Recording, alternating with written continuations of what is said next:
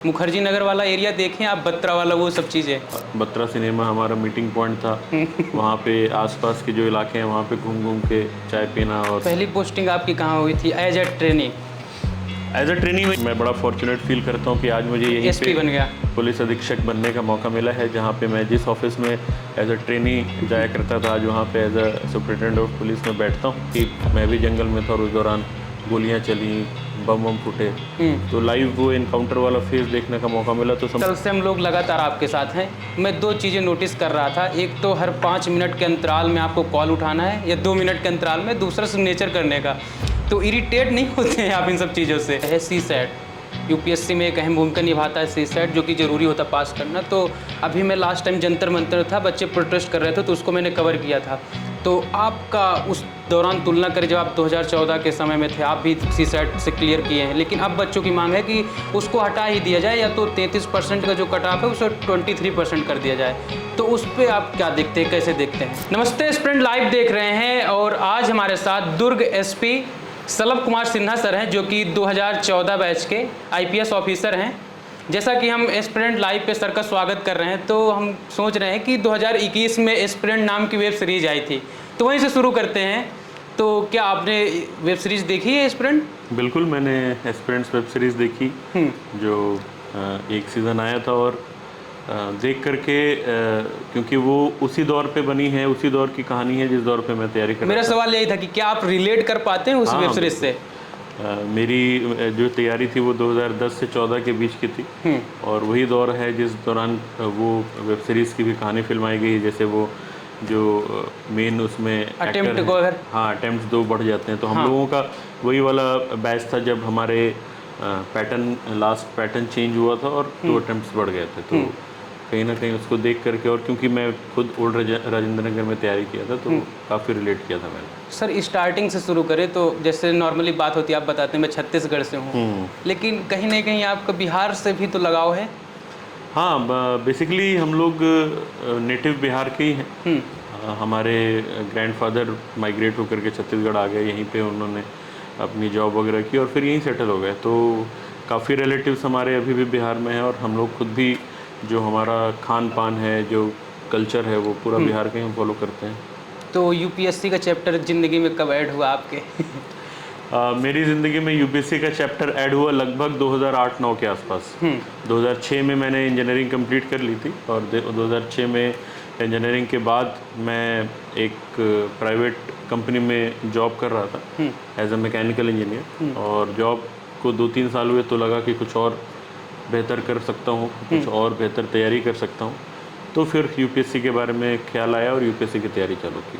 कई लोग तो हिम्मत नहीं जुटा पाते ना, कि जैसे जॉब लग जाती है, तो जॉब के लिए जॉब मिल जाए आजकल बहुत है, जॉब मिलने के बाद उसको छोड़कर, क्योंकि पैसे भी कमाने हैं, एक प्रकार से जिम्मेदारी टाइप की आ जाती है, उसको भी चलाना है। तो इतनी हिम्मत जुटा पाते थे क्या आप? बिल्कुल, शुरुआत में मैंने जब तैयारी चालू की थी तो जॉब के साथ साथ तैयारी कर रहा था, लेकिन कुछ समय बाद समझ में आया कि बैलेंस कर पाना थोड़ा मुश्किल हो रहा है मेरे लिए। मतलब वर्क और पढ़ाई दोनों साथ साथ नहीं हो पा रही। अच्छा, उस दौरान पढ़ाई भी चल रही थी आपकी जॉब के साथ? शुरुआत मैंने जब की थी तो जॉब के साथ पढ़ाई चालू की थी मैंने। स्टडी मटेरियल वगैरह मैंने कॉरेस्पॉन्डेंस के थ्रू मंगा लिया था, लेकिन जॉब भी काफ़ी हेक्टिक था, डिमांडिंग था। और इसकी यूपीएससी की जो तैयारी होती है उसमें भी आपको काफ़ी समय देना पड़ता है। खासकर मैं 3-4 साल के ब्रेक के बाद पढ़ाई चालू कर रहा था, तो थोड़ा शुरू में लगा कि बैलेंस नहीं हो पा रहा है। तो फिर मैंने कहा कि अब तैयारी में पूरा फोकस किया जाए, और वही मौका था। अगर उस समय नहीं छोड़ता, उस समय नहीं करता, तो आगे फिर एज भी निकल जाती, तो फिर मौका नहीं मिलता। हेक्टिक की बात की, मैं उसको किसी सवाल में ऐड ऑन करूंगा आगे, लेकिन उसके पहले यूपीएससी की तैयारी कहाँ पे? मुखर्जी नगर वाला एरिया देखें आप, बत्रा वाला, वो सब चीज़ें? हाँ, मुखर्जी नगर देखा है। हालांकि मैं मुखर्जी नगर में नहीं रहता था, मैं ओल्ड राजेंद्र नगर में मेरी कोचिंग इंस्टीट्यूट थी, और मैं पटेल नगर से अप डाउन करता था। लेकिन मुखर्जी नगर में काफ़ी फ्रेंड्स रहते थे हमारे, जो तैयारी करते थे, तो अक्सर मुखर्जी नगर जाना होता था। बत्रा सिनेमा हमारा मीटिंग पॉइंट था। वहाँ पे आसपास के जो इलाके हैं वहाँ पे घूम घूम के चाय पीना, और मतलब बहुत अच्छी यादें हैं वहाँ। बत्रा सिनेमा में सिनेमा भी देखने जाते थे? हाँ, मतलब 1-2 मूवीज़ देखी हैं उस समय, उस दौर में जो मूवीज़ रिलीज़ होती थी दोस्तों के साथ, क्योंकि कभी गए वहाँ पे तो मूवी देखने चले जाते थे। तो अब जैसे जाते हैं तो वो चीज़ों को याद करके रिलेट तो करते हो? मैं जब भी दिल्ली, उसके बाद सिलेक्शन के बाद जब भी दिल्ली जाना हुआ, तो समय निकाल के जहाँ मैं अपनी तैयारी के समय रहता था वहाँ जाता ही जाता था। जो अपने दोस्त पुराने कुछ और भी तैयारी कर रहे थे जिनका उस समय सिलेक्शन नहीं हो पाया था, उनसे ज़रूर मिलता था, क्योंकि वो बहुत सुनहरा दौर है मेरे लिए। बहुत अच्छी यादें हैं और बहुत मतलब काफ़ी कुछ सीखने को मिला। यादों की बात कर रहे हैं आप, एक सवाल था मेरा, कहीं मैं आपके बारे में पढ़ रहा था तो कहते हैं कि अट्रैक्शन वाला एक पीरियड आता है आपके लाइफ में, जिस मतलब एज में हम लोग हैं अभी, तो उस एज में आप तैयारी करते थे। कहते अगर उस एज से निकल गए तो आप अच्छे बन जाओगे, लेकिन आप उस एज में आपको कहीं ना कहीं किसी से अट्रैक्शन भी हो गया था तैयारी के दौरान। तैयारी के दौरान देखिए, मेरी वाइफ जो हैं वो मेरे साथ जब मैं साइकोलॉजी की तैयारी कर रहा था तो हमारी क्लास में थी, तो थोड़ा अट्रैक्शन, थोड़ा लगाव था। लेकिन उस समय मैं थोड़ा पढ़ाई को लेकर के ज़्यादा सीरियस रहता था। मैं मतलब मेरे दिमाग में था कि भाई अपने आप को डिस्ट्रैक्ट नहीं करना है, तो मैंने कभी अप्रोच नहीं किया। फिर उसके बाद कोचिंग ख़त्म हो गया, वो अपने रास्ते चली गई, मैं अपने रास्ते चला गया। उस दौरान बहुत ऐसे बातचीत या जान पहचान भी नहीं थी। जब सेलेक्ट हुआ, सिलेक्शन के बाद फिर मुझे मौका मिला फेसबुक के थ्रू उनको अप्रोच करने का। तो उस दौरान मौका मिला फेसबुक के थ्रू उनको अप्रोच करने का। फेसबुक आपने अप्रोच किया था? हाँ, मैंने, क्योंकि तब तक सिलेक्शन हो गया था, कॉन्फिडेंस थोड़ा बढ़ गया था। हाँ। तो मैंने एक कॉमन फ्रेंड है हमारे, तो उनके फेसबुक पेज पे मैंने इनकी फ़ोटो देखी तो मुझे याद आ गया ये तो वही हैं जो हमारे साथ तैयारी कर रही थी, जिनसे इसके पहले भी अट्रैक्शन हुआ था। बिल्कुल। मैंने फ्रेंड रिक्वेस्ट भेजा और उन्होंने एक्सेप्ट कर लिया। तो धीरे धीरे हम लोग बातचीत चालू हुई और अब देखिए अब 7 साल शादी को हो गए हैं। ठीक सर, एक छोटी बच्ची भी है। एक छोटी बच्ची है 3 साल की, हमारा। जी सर। सर कितने अटेम्प्ट आपको लगे थे क्लियर करने में? कभी निराशा हुई ऐसे कि 1-2 बार में नहीं हुआ, ऐसा कुछ? देखिए, मैंने जब तैयारी चालू की थी 2009 में, उस समय 4 अटेम्प्ट हुआ करते थे। तो 2009 में मेरा पहला अटेम्प्ट जो मैंने दिया था वो तो जस्ट मतलब बिल्कुल रॉ था, मैं बिल्कुल तैयारी कुछ खास हुई नहीं थी, बस ट्राई करना था ऐसा? हाँ, क्योंकि उस समय ऐसा था कि मेरे पास अटेम्प्ट्स 4 थे और 4 साल का मतलब एज लिमिट भी तब 30 साल की होती थी। तो मैंने कहा कि वेस्ट जाए उससे बढ़िया एग्ज़ाम में जाके बैठ जाता हूँ। तो मैं बैठा, लेकिन मुझे ऐसा लगा उस दौरान एग्ज़ाम दे करके कि कॉन्फिडेंस है, मतलब कॉन्फिडेंस बढ़ा मेरा कि मैं निकाल पाऊँगा, क्रैक कर पाऊँगा। उसके बाद फिर 2010 में CSE दिया तो इंटरव्यू पहुँचा। 2011 का CSE दिया तो उसमें प्रीलिम्स ही मेरा रुक गया, प्रीलिम्स क्लियर नहीं कर पाया। फिर 2012 का जो CSE थी, नहीं मैं उल्टा बोल दिया, 2010 का पहला दिया मैंने बिना तैयारी के साथ। ठीक। उसमें तो खैर होना नहीं था। 11 वाला पहला अटेम्प्ट, 11 वाला जो अटेम्प्ट था वो मैंने प्रॉपर तैयारी के साथ दिया। उसमें इंटरव्यू पहुंचा, 12 वाले में प्रीलिम्स में रुक गया और फिर 13 CSE जो था उसमें फिर फाइनली सेलेक्ट हुआ और 244th रैंक आई थी। अच्छा, एक सवाल था कि इंटरव्यू तक जा रहे हैं, उसके बाद ना होना, तो एक हिम्मत आती है कि आपके अंदर कि हाँ प्रयास करना है, लेकिन उसके बाद प्रीलिम्स में ना होना, कहीं ना कहीं टूट नहीं जाता आदमी? बहुत बहुत डिफ़िकल्ट टाइम होता है, क्योंकि जो सिविल सर्विसेज का जो पूरा साइकिल है वो साल भर का साइकिल है। मतलब आप एग्ज़ाम का फॉर्म भरते हो, फॉर्म भरने के बाद जब फाइनल रिज़ल्ट आता है वो पूरा साइकिल लगभग 1 साल या उससे थोड़ा, उस समय तो ज़्यादा ही होता था, क्योंकि मुझे याद है हम लोग फरवरी मार्च में फॉर्म भरते थे और रिज़ल्ट जो है उसका फाइनल रिज़ल्ट मई में आता था। तो पूरा साइकिल होता। तो जब मैंने इंटरव्यू अपीयर हुआ और फिर सिलेक्शन हुआ तो मुझे कॉन्फिडेंस था कि अब बस एक और सीढ़ी चढ़नी है, वो मैं कर लूँगा। लेकिन अगले अटेम्प्ट में जब प्रीलिम्स में रुक गया, पूरा वो 1 साल का टाइम मेरे लिए खाली टाइम था और आखिरी अटेम्प्ट होने वाला था, तो प्रेशर काफ़ी ज़्यादा था। उस समय ऐसा लग रहा था कि अब अगर नहीं हो पाए तो लाइफ रुक सी जाएगी। पहली पोस्टिंग आपकी कहाँ हुई थी as a trainee? As a trainee मैं यहीं इसी डिस्ट्रिक्ट में था, दुर्ग में। मैं दुर्ग में मैंने स्टार्ट किया और मैं बड़ा फॉर्चुनेट फील करता हूँ कि आज मुझे यहीं SP पे बन गया, पुलिस अधीक्षक बनने का मौका मिला है। जहाँ पे मैं जिस ऑफिस में एज अ ट्रेनी जाया करता था, आज वहाँ पे as a superintendent of police में बैठता हूँ। तो यहाँ पे पहली पोस्टिंग थी। फिर उसके बाद ट्रेनिंग पीरियड के बाद बिलासपुर, यहाँ पे एक ज़िला है। अभी मैं सर आपको टोकूँ तो दुर्ग की बात कर रहे हैं, आपको कितने साल हो गए लगभग जब आप ट्रेनिंग ग्रुप में आए थे? ट्रेनिंग पीरियड जो है हमारा 7 महीने के आसपास का रहता है। नहीं, मतलब ये किस साल की बात है? 2016 के बाद। 2016 और ये 23 चल रहा है, तो इस समय अंतराल में कुछ आज में और पहले में अंतर देखते हैं आप? काफ़ी अंतर है, काफ़ी ज़्यादा अंतर है। जिस समय मैं एज अ ट्रेनी आया था, उस समय के दुर्ग में और आज के दुर्ग में बहुत बड़ा फ़र्क है। सबसे बड़ा फ़र्क है कि ये पॉलिटिकल हॉटबेड है अभी छत्तीसगढ़ का, क्योंकि हमारे चीफ मिनिस्टर जो हैं वो भी इसी ज़िले के हैं। होम मिनिस्टर जो हैं वो भी इसी ज़िले के हैं। लगातार उनका दौरा भी बना रहता है। हाँ, दोनों का गृह ज़िला यही है। इसके अलावा और 2 मंत्री हैं हमारे जो इसी यहाँ ज़िले पे से हैं। आईएएस और आईपीएस की संख्या भी ज़्यादा है। हाँ, यहाँ पे ऑफिसर्स भी काफ़ी ज़्यादा हैं। क्राइम जो है धीरे धीरे करके अब साइबर क्राइम्स बढ़ गया है, उस समय इतना ज़्यादा नहीं था साइबर क्राइम। तो काफ़ी है, पॉपुलेशन भी काफ़ी ज़्यादा बढ़ी है पिछले 7 सालों में, तो लोड भी पुलिस के ऊपर थोड़ा ज़्यादा है। बिल्कुल। एक सवाल था कि सीएम की बात की, सीएम आते हैं तो कहीं न कहीं जब उनका आगमन होता होगा तो एक टेंशन हेक्टिक हो जाता होगा ना? बिल्कुल, बिल्कुल। कि कहीं कोई सुरक्षा में चूक ना हो, ये सब हाँ, चीज़ें। माननीय मुख्यमंत्री जी हमारे मतलब क्योंकि स्टेट में सबसे हाईएस्ट कैटेगरी सिक्योरिटी की उन्हीं के पास होती है और उनका जो पूरा प्रोटोकॉल होता है, पूरा जो कारकेड होता है वो काफ़ी माइन्यूटली उसको मॉनिटर करना पड़ता है, क्योंकि थोड़ी भी चूक हुई और मतलब हम लोगों को फिर उसके लिए जवाब देना पड़ता है।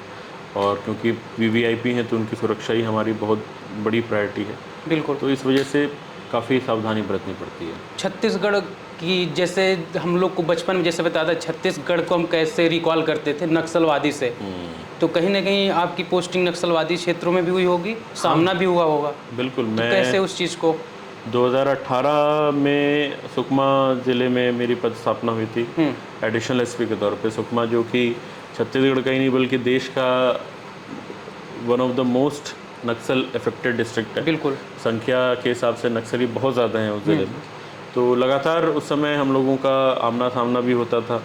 कई बार नक्सलियों के ऊपर पुलिस बल भारी पड़ते थे, कई बार नक्सली हमारा नुकसान करते थे। 1-2 बार मुझे भी ऐसा मौका हुआ कि मैं भी जंगल में था और उस दौरान गोलियां चली, बम फूटे, तो लाइव वो इनकाउंटर वाला फेज़ देखने का मौका मिला, तो समझ में आया कि काफ़ी उस समय अपने आप को मोटिवेट करके रखना, अपनी हिम्मत बना करके रखना बहुत बड़ी बात होती है। तो अच्छा, ऐसे आपके दौरान जब नक्सली क्षेत्र में थे तो ऐसा कभी प्रयास हुआ कि आप संवाद के जरिए शांति स्थापित करने का प्रयास किए हों और वो सफल भी रहा हो? देखिए, नक्सलियों से तो हम लोग लगातार अपील करते ही रहते हैं कि वो अपने हथियार छोड़कर मुख्य धारा में लौट जाएं। सरकार ने बहुत सारी उनके लिए पॉलिसीज़ लेकर आई हैं, बहुत अच्छी पॉलिसीज़ है जिसमें उनको नौकरियां भी मिलती हैं, ज़मीन भी मिलता है, काम करने के लिए भी सुविधा मिलती है। तो हमारी अपील पे कई सारे लोग सरेंडर करते हैं नक्सली, कई सारे, अभी भी वो दौर जारी है। हमारे टाइम पे भी काफ़ी सारे नक्सली थे जिन्होंने हथियार डाला और हमारे साथ जुड़े, तो उनसे काफ़ी फ़ायदा होता है हम लोगों को। उनसे जब मिलते हैं तो काफ़ी जानकारियाँ भी मिलती हैं और एक नक्सलियों के दिमाग में या उस लेवल पे लोग जो काम कर रहे हैं उनके दिमाग में क्या चलता है वो भी समझने को। अच्छा, आपने तो पूरा वो सेगमेंट देखा नक्सलियों, हालांकि दुर्ग तो नक्सल प्रभावित क्षेत्र नहीं है, तो उस दौर को तुलना करके, जैसे मैं आज आपके यहाँ बैठा था तो न्यूज़पेपर भी पढ़ रहा था तो कुछ नक्सलियों ने आत्मसमर्पण भी किया, तो उस दौर की तुलना में अब तो तमाम बदलाव आए होंगे? हाँ, पुलिसिंग जो नक्सल क्षेत्रों में पुलिसिंग है और जो यहाँ की पुलिसिंग है उसमें ज़मीन आसमान का फ़र्क है।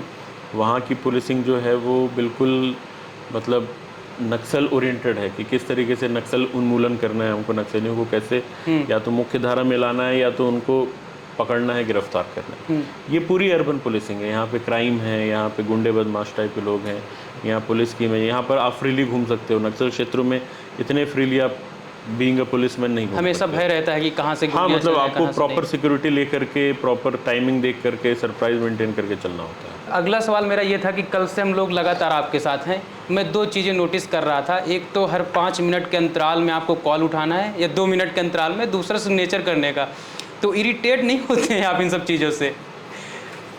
नहीं, यही तो काम है हमारा बेसिकली। एक सरकारी नंबर है, सरकारी सिम है जो सबके पास में है। आप कभी भी एसपी दुर्ग अगर गूगल पे टाइप करें, नेट पे टाइप करें तो आपको एसपी दुर्ग के रूप में मेरा जो सरकारी सिम है उसका नंबर मिल जाएगा। तो फ़ोन आते रहते हैं और वो नंबर दिया भी इसलिए कि कभी लोगों को कोई असुविधा है तो उसके लिए वो हमसे कॉल कर सकें, या अगर कोई और काम है तो कॉल कर सकें। तो बिल्कुल बात तो सही है, लगातार इतने फ़ोन अटेंड करना थोड़ी असुविधा तो होती है, कई बार इरिटेशन सा भी होता है, खासकर जब आप फैमिली के साथ हो। हाँ, जब आप परिवार के साथ बैठे हैं या आप अपने पसंद की कोई मूवी देख रहे हैं या कुछ सीरीज़ देख रहे हैं और उस दौरान आपका ये फ़ोन बज उठे तो बड़ी इरिटेशन होती है, लेकिन हमारी ड्यूटी है तो बिल्कुल उसको निभाना हमारा फ़र्ज़ है। तो अब धीरे धीरे करके फिर ये आदत में शामिल हो जाता है। तो कोई एक चीज़ और देख रहा था, कोर्ट के भी चक्कर लगाने पड़ते हैं। कोर्ट के आप लोगों को? हाँ, कोर्ट के चक्कर मतलब हमारे लेवल पे थोड़ा कम होता है। बेसिकली जिस समय मैं ट्रेनी के तौर पे यहाँ पर था या सीएसपी के तौर पे किसी दूसरे ज़िले में था, उस समय हम लोग कुछ जो ये होते हैं हमारे केसेस होते हैं उनकी इन्वेस्टिगेशन करते हैं, तो उनको मतलब उसके लिए हमारे पास समन्स आते हैं, हमको गवाही के लिए जाना पड़ता है। और इसके अलावा बीच बीच में जैसे अभी मैं डिस्ट्रिक्ट में एसपी के तौर पे पदस्थ हूँ, तो जो डिस्ट्रिक्ट कोर्ट हैं उनके साथ समन्वय स्थापित करके कन्विक्शन रेट को बेहतर कैसे करना है उस पर चर्चा करनी रहती है। ये तो सारी बातें हो गई। अब थोड़ा सा यूपीएससी से रिलेटेड पढ़ाई से मेरे सवाल थे, जो कि आजकल चर्चा का विषय है सीसैट। यूपीएससी में एक अहम भूमिका निभाता है सीसैट, जो कि ज़रूरी होता पास करना। तो अभी मैं लास्ट टाइम जंतर मंतर था, बच्चे प्रोटेस्ट कर रहे थे, तो उसको मैंने कवर किया था। तो आपका उस दौरान तुलना करें, जब आप 2014 के समय में थे, आप भी सीसैट से क्लियर किए हैं, लेकिन अब बच्चों की मांग है कि उसको हटा ही दिया जाए, या तो 33% का जो कट ऑफ है उसे 23% कर दिया जाए। तो उस पर आप क्या देखते हैं, कैसे देखते हैं?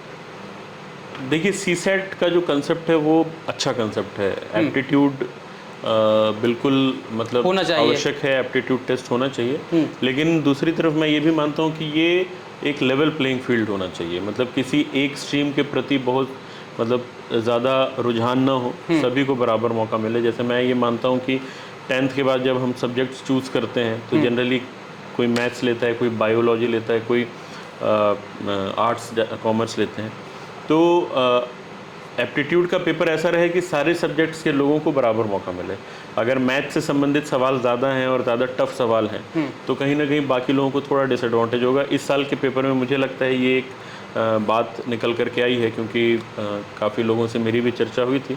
तो अगर लेवल प्लेइंग फील्ड के हिसाब से अगर पेपर इस तरीके से सेट हो कि सभी उसको अच्छे से अटेम्प्ट कर पाए। जैसे हमारे टाइम पे मैंने जितने बार भी प्रीलिम्स दिया, हर बार जो एप्टीट्यूड टेस्ट का वो था, जो पैटर्न था, वो बड़ा सहज सा था, सबके लिए अच्छा था, सब उसको अटेम्प्ट कर सकते थे। उस समय तो इनफैक्ट मेरिट मतलब प्रीलिम्स के नंबर्स भी जुड़ते थे, मतलब सीसैट के नंबर्स भी प्रीलिम के कट ऑफ में जुड़ते थे। पास करना जरूरी है। अब पास करना। दूसरा मैं जो पॉइंट और इसमें ऐड करना चाह रहा था कि क्वालिफाइंग हो या मेरिट में मतलब कट ऑफ में इसका मार्क्स जुड़े, ये तो खैर पॉलिसी लेवल की बात है। लेकिन मिनिमम क्वालिफाइंग मार्क्स 33%, 35% में कोई दिक्कत नहीं है, जब तक वो पेपर का जो पैटर्न है वो सबको बराबर केटर करता है। अच्छा, एक सवाल और था कि जैसे तैयारी के दौरान आप जब तैयारी करते थे, तो ऐसा होता है आजकल देखते हैं कि ढेर सारे बच्चे मतलब पूरा कमरा सजा कर रखते हैं, मैप ढेर सारे लगा कर रखते हैं, हाइलाइटर वगैरह पूरा सब कुछ, लेकिन क्लियर नहीं कर पाती। ये सब ज़रूरी होता है क्या? नहीं, ये तो हम भी करते थे। मेरा भी कमरा, अगर उस समय की फ़ोटोज़ तो हालांकि अभी मोबाइल पे नहीं है, तो हम लोग एक तरफ वर्ल्ड मैप होता था, एक तरफ भारत का मैप होता था। वो भी भारत का मैप में भी पॉलिटिकल मैप और फिजिकल मैप, वर्ल्ड मैप में भी जितनी बार नज़र पड़े तो वो चीज़ें रिकॉल कर पाते हैं। छोटे छोटे जो स्टिकर्स होते हैं उनमें बुलेट पॉइंट्स लिख लिख करके उनको दीवार पे चिपकाए रहते थे, घूमते फिरते देख लेते। तो इससे क्या होता है कि आप रिफ्रेश करते रहते हो मेमोरीज। जैसे मुझे कॉन्स्टिट्यूशन याद करने में थोड़ा समय लगा था, लेकिन मैंने फिर वही किया, मैंने हर एक आर्टिकल वाइज नोट्स उसमें चिपका दिए। और मुझे लगता है कि लगभग मैं जो 3 साल अपने कमरे में रहा, वो पूरे टाइम वो चिपके ही रहे थे उसमें। तो जब भी शुरुआत में जब मुझे दिक्कत होती थी तो घूमते फिरते मैं दिखता रहता। तो अच्छा, और मैथ्स का भी वही है, आप मैं और मेरे फ्लैटमेट्स चर्चा कर रहे हैं, चर्चा करते करते कोई डाउट हुआ तो तुरंत मैप में हमने, तो वो एक सुविधा के हिसाब से अच्छी चीज़ है। सुविधा के अनुसार उसे लगाना चाहिए। सर, कोचिंग वगैरह करते थे उस समय आप? हाँ, मैंने कोचिंग की थी। मैंने शुरुआत दिल्ली में जब गया था तो कोचिंग में एडमिशन लिया था, क्योंकि मुझे ऐसा लगता था कि इस एग्ज़ाम के बारे में मुझे बहुत ज़्यादा नॉलेज नहीं थी कि क्या पैटर्न होता है। कोई मेरे आसपास जान पहचान में किसी ने भी एग्ज़ाम क्लियर भी नहीं किया था और अटेम्प्ट भी नहीं किया था, तो मुझे थोड़ा सा उसके लिए पढ़ाई और तैयारी ज़्यादा करने की आवश्यकता थी। तो इस वजह से मैंने कोचिंग लिया था और कोचिंग से मुझे फ़ायदा भी हुआ। ओके सर, लास्ट में हमारे जो एस्पिरेंट है जो प्रिपरेशन कर रहे हैं, उनको अगर आप एक सलाह देना चाहें तो क्या बोलेंगे? एस्पिरेंट्स जितने भी हैं उनको यही सलाह देना चाहूँगा कि अगर आपके पास मौके हैं तो पूरे मौके जो हैं उनका लाभ उठाएं और हर अटेम्प्ट को लास्ट अटेम्प्ट की तरह लें। कई बार ऐसा होता है कि पहले अटेम्प्ट में लोग थोड़ा सा कैजुअल होते हैं, फिर धीरे धीरे आगे। आपके पास जितने अटैम्प्ट्स हैं, जो अटैम्प्ट आप दे रहे हैं उसको प्रॉपरली अच्छे से प्रिपेयर करके दें। और एक चीज़ याद रखें कि ये जो तैयारी है ये नॉलेज से ज़्यादा आपके मानसिक स्थिति की तैयारी है। आप साइकोलॉजिकली कितने स्ट्रॉन्ग हैं उसकी तैयारी है। तो अपने आप को हमेशा आप मानसिक तौर पे स्ट्रॉन्ग, मजबूत रखें। अगर आप सफल होते हैं तो बहुत ज़्यादा खुश नहीं होना है, और अगर असफल होते हैं तो बहुत दुखी नहीं होना है, क्योंकि कई लोग हैं जो पहले अटेम्प्ट में क्लियर कर लेते हैं और कई लोग हैं जो लास्ट अटेम्प्ट में क्लियर करते हैं। लेकिन अगर कंसिस्टेंटली हम तैयारी करते जाएंगे तो सफलता हमको ज़रूर मिलेगी। और इसी वजह से आप हमेशा अपने आप को मोटिवेटेड रखें। मैं आपके सामने बैठा हूँ, मैंने भी चौथे अटेम्प्ट में क्लियर किया, इंटरव्यू दिया, फिर प्रीलिम्स में रुक गया, लेकिन अपने आप को संभाल कर रखा। तैयारी में रिवीजन बहुत की है, जितने बार रिवाइज करेंगे उतना कम है। मतलब आखिरी मौके तक रिवाइज करते रहिए, आपका कंसेप्ट क्लियर होगा। तो अपने आप को संतुलित रखिए, बहुत खुश नहीं होना है, बहुत दुखी नहीं होना है, बिल्कुल बैलेंस वे में चलिए, आप ज़रूर सफल होंगे। तो हमारे साथ दुर्ग एसपी सलभ कुमार सिन्हा सर थे, कि जो कि पहले 2016 में कभी यहाँ पे ट्रेनी के रूप में कार्यरत थे, आज एसपी बन गए हैं। और ख़ास बात ये है कि सर ने जो ऐड ऑन किया कि कभी वो मतलब इंटरव्यू तक गए, वहाँ से एक हिम्मत जुटाते हैं कि अगली बार मुझे फिर देना और क्लियर हो जाएगा, लेकिन अगली बार प्रीलिम्स में ही रह गए, लेकिन हिम्मत नहीं हारी और आज एसपी के रूप में यहाँ पे पदस्थ हैं। तो अगर आपको वीडियो पसंद आए तो वीडियो को लाइक करें और चैनल को सब्सक्राइब करें। Thank you.